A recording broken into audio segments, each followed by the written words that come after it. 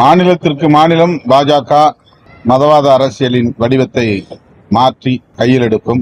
தமிழ்நாட்டுக்கு வந்தால் முருகனை கையில் எடுக்கிறார்கள். இது அவர்களின் அரசியல் உத்திகளுள் ஒன்று. பிற மாநிலங்களில் இந்த மதவாத அரசியலுக்கு மக்கள் மயங்குவதைப் போல தமிழ்நாட்டில் இவர்களின் மதவாத அரசியலுக்கு ஒருபோதும் மக்கள் மயங்க மாட்டார்கள். முருகனும் மயங்க மாட்டார். தமிழ்நாட்டு கடவுள் முருகன் மதவாதிகளை விரட்டி அடிக்கக்கூடியவர். சங்கிகளுக்கு தமிழகத்தில் இடமில்லை என்பதை வரவிருக்கிற 2026 தேர்தலில் உறுதிப்படுத்துவார். ஒரு 4-5 மாசம் முன்னாடி அண்ணன் சேகர்பாபு தலைமையில சிட்டிங் ஜட்ஜுகள் உட்பட அத்தனை பேரை கூட முருகன் மாலை போட்டீங்க. எதுக்கு போட்டீங்க?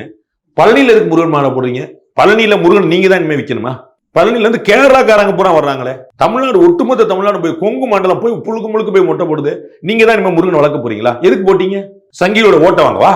நீங்க முருகன் மாநாடு நடத்தினா பக்தி நல்லாட்சி எல்லோருக்குமான ஆட்சி. பிஜேபி முருகன் மாநாடு நடத்தினா நீங்க சங்கிகளுக்கான மாநாடு. எனக்கு புரியவே இல்லையே. அதே முருகன் மாநாடு தான் நடத்துறாங்க. நீங்க முருகன் மாநாடு தான் நடத்துனீங்க. நீங்க எதுக்கு நடத்துறீங்க சொல்லுங்க. உங்களுடைய வேலையா? நீங்க அண்ணன் ஆசிரியர் வீரமணி கேட்கிற மாதிரி மதச்சார்பற்ற அரசுக்கு எதுக்கு முருகன் மாநாடு? உங்களுக்கு எதுக்கு? நீ எதுக்கு நடத்துனீங்க? அந்த ஓட்டும் போயிடக்கூடாதுங்கிறது தானே வாங்கினீங்க. அப்ப உங்களுக்கு ஓட்டு வேணும் முருகன் வேணும், அவங்களுக்கு ஓட்டு வேணும் முருகன் வேண்டாமா? நீங்க எதுக்கு நடத்துனீங்க? அதே காரணத்துக்காக நடத்துறாங்க. அரசாங்கம் இந்த முருகன் மாநாட்டை எதுக்கு நடத்தியதோ அதற்காகத்தான் பிஜேபி நடத்துறது. அது எதுக்காக தான் பரவாயில்ல.